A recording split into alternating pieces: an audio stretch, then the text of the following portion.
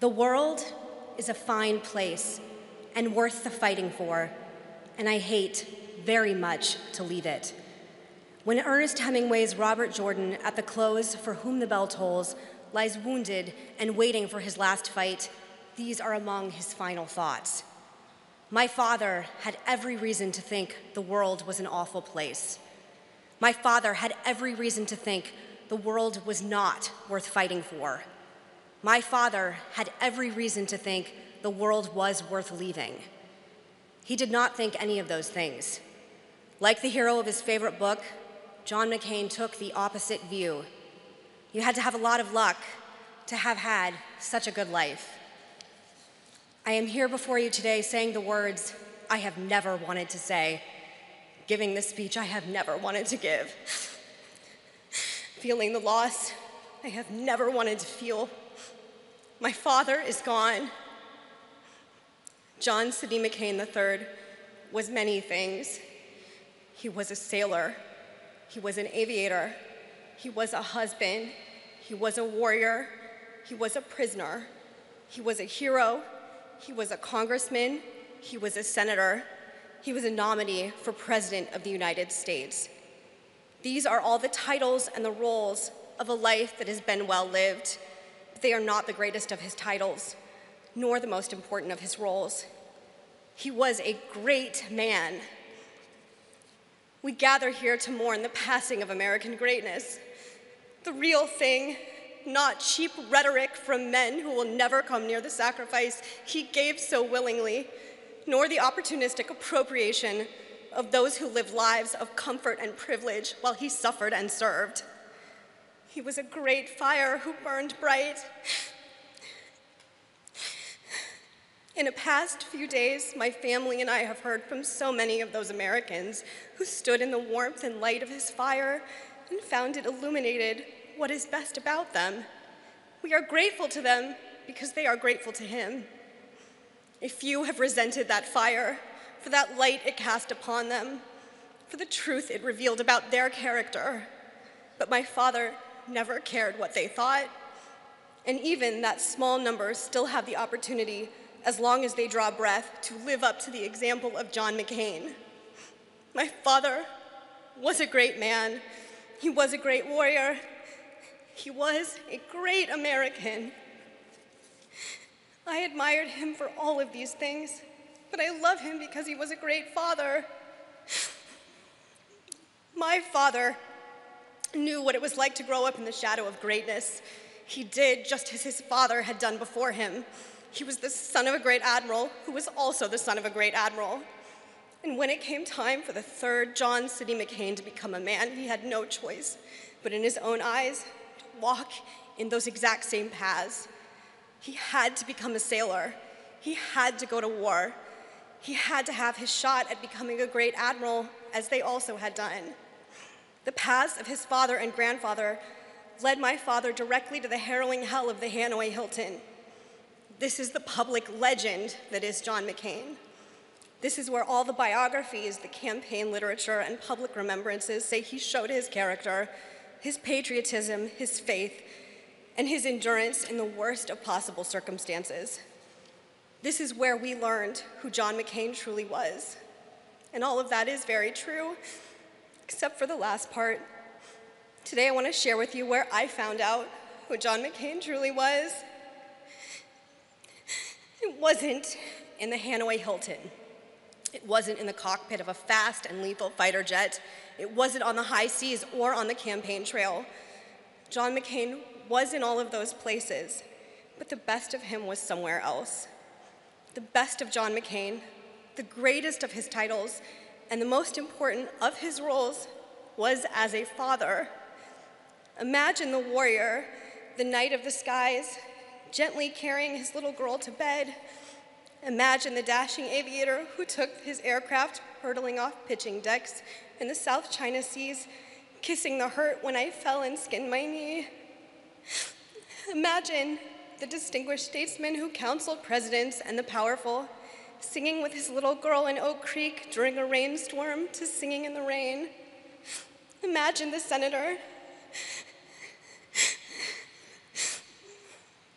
the fierce conscience of the nation's best self, taking his 14-year-old daughter out of school because he believed that I would learn more about America at the town halls he held across the country. Imagine the elderly veteran of war and government whose wisdom and courage were sought by the most distinguished men of our time, with his eyes shining with happiness as he gave his blessing for his grown daughter's marriage. You all have to imagine that. I don't have to because I lived it all. I know who he was. I know what defined him. I got to see it every single day of my blessed life. John McCain was not defined by prison, by the Navy, by the Senate, by the Republican Party, or by any single one of the deeds in his absolutely extraordinary life. John McCain was defined by love. Several of you out there in the pews who crossed swords with him or found yourselves on the receiving end of his famous temper or were at a cross purposes to him on nearly anything are right at this moment doing your best to stay stone-faced. Don't. You know full well that if John McCain were in your shoes here today, he'd be using some salty word he learned in the Navy while my mother jabbed him in the arm in embarrassment. He'd look back at her and grumble and maybe stop talking, but he would keep grinning. She was the only one who could do that. On their first date, when he still did not know what sort of woman she was, he recited a Robert Service poem to her called The Cremation of Sam McGee, about an Alaskan prospector who welcomes his cremation as the only way to get warm in the icy north. There are strange things done in the midnight sun by the men who moil for gold. The Arctic trails have their secret tales that would make your blood run cold. He had learned it in Hanoi. A prisoner in the next cell had rapped it out in code over and over again during the long years of captivity. My father figured that if Cindy Lou Hensley would sit through that and appreciate the dark humor that had seen him through so many years of cruel imprisonment, she just might sit through a lifetime with him as well. And she did. John McCain was defined by love. This love of my father for my mother was the most fierce and lasting of them all, Mom. Let me tell you what love meant to John McCain and to me. His love was the love of a father who mentors as much as he comforts. He was endlessly present for us, and though we did not always understand it, he was always teaching. He didn't expect us to be like him. His ambitions for us, unmoored from any worldly achievement, was to be better than him, armed with his wisdom and informed by his experiences, long before we were even old enough to have assembled our own. As a girl, I did not fully appreciate what I most fully appreciate now, how he suffered and how he bore it with a stoic silence that was once the mark of an American man. I came to appreciate it first when he demanded it of me. I was a small girl thrown from a horse and crying from a busted collarbone. My dad picked me up, he took me to the doctor, and he got me all fixed up. Then he immediately took me back home and made me get back on that very same horse. I was furious at him as a child, but how I love him for it now. My father knew pain and suffering with an intimacy and immediacy that most of us are blessed never to have endured. He was shot down, he was crippled, he was beaten, he was starved, he was tortured, and he was humiliated. That pain never left him. The cruelty of his communist captors ensured that he would never raise his arms above his head for the rest of his life. Yet he survived, yet he endured, yet he triumphed. And there was this man who had been through all that with a little girl who simply didn't want to get back on her horse. He could have sat me down and told me all of that and made me feel small because my complaint and my fear was nothing next to his pain and memory. Instead, he made me feel loved. Megan, he said, in his quiet voice that spoke with authority and meant you had best obey, get back on the horse. I did, and because I was a little girl, I resented it. Now that I am a woman, I look back across that time and see the expression on his face when I climbed back up and rode again, and I see the pride and love in his eyes as he said, "Nothing is going to break you."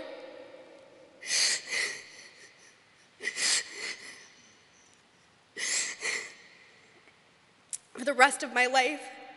Whenever I fall down, I get back up. Whenever I am hurt, I drive on. Whenever I am brought low, I rise. That is not because I am uniquely virtuous or strong or resilient. It is simply because my father, John McCain, was. When my father got sick,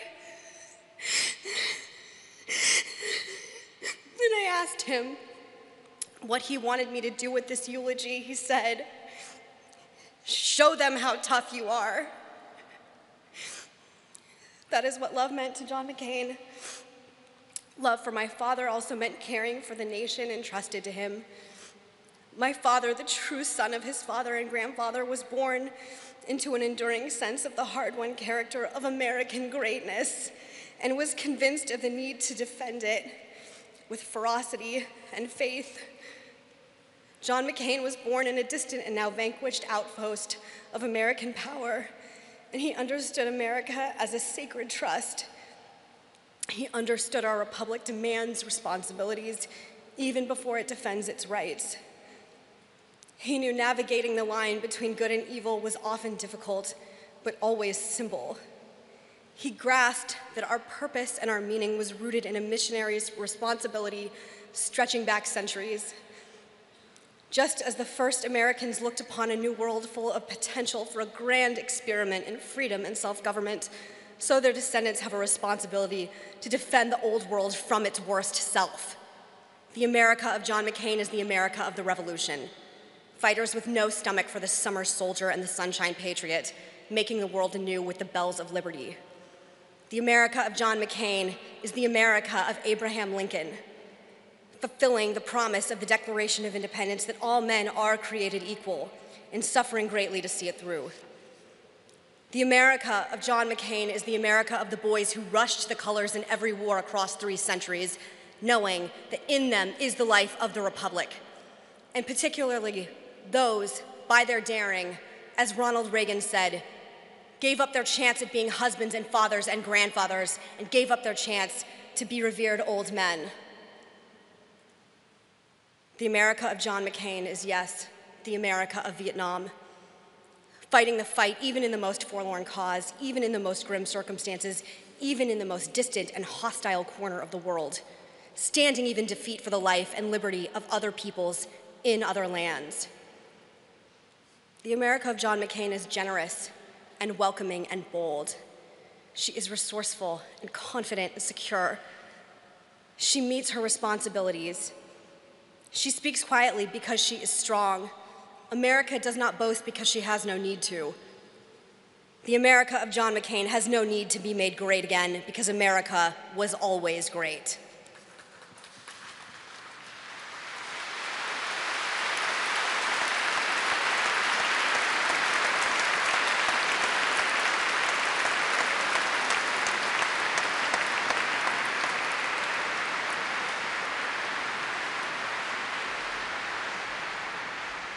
That fervent faith, that proven devotion, that abiding love, that is what drove my father from the fiery skies above the Red River Delta to the brink of the presidency itself. Love defined my father. As a young man, he wondered if he would measure up to his distinguished lineage. I miss him so badly. I want to tell him that he did. But I take small comfort in this.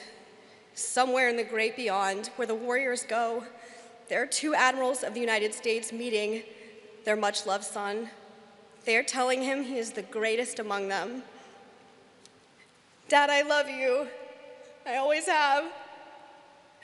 All that I am, all that I hope, all that I dream is grounded in what you taught me. You loved me, and you showed me what love must be. An ancient Greek historian wrote that the image of great men is woven into the stuff of other men's lives. Dad, your greatness is woven into my life. It is woven into my mother's life. It is woven into my sister's life. And it is woven into my brother's lives. It is woven into the life and liberty of the country you sacrificed so much to defend. Dad, I know you are not perfect. We live in an era where we knock down old American heroes for all their imperfections. when no leader wants to admit to fault or failure. You were an exception, and you gave us an ideal to strive for. Look, I know you can see this gathering here in this cathedral. The nation is here to remember you. Like so many other heroes, you leave us draped in the flag you loved. You defended it, you sacrificed it, you have always honored it. It is good to remember, but we are Americans. We don't put our heroes on pedestals just to remember them. We raise them up because we want to emulate their virtues. This is how we honor them, and this is how we will honor you. My father is gone. My father is gone, and my sorrow is immense. But I know his life, and I know it was great because it was good. And as much as I hate to see him go, I do know how it ended. I know that on the afternoon of August 25th, in front of Oak Creek in Cornville, Arizona, surrounded by the family he loved so much, an old man shook off the scars of battle one last time and arose a new man to pilot one last flight up and up and up, busting clouds left and right, straight on through to the kingdom of heaven. And he slipped the earthly bonds, put out his hand, and touched the face of God. I love you, Dad.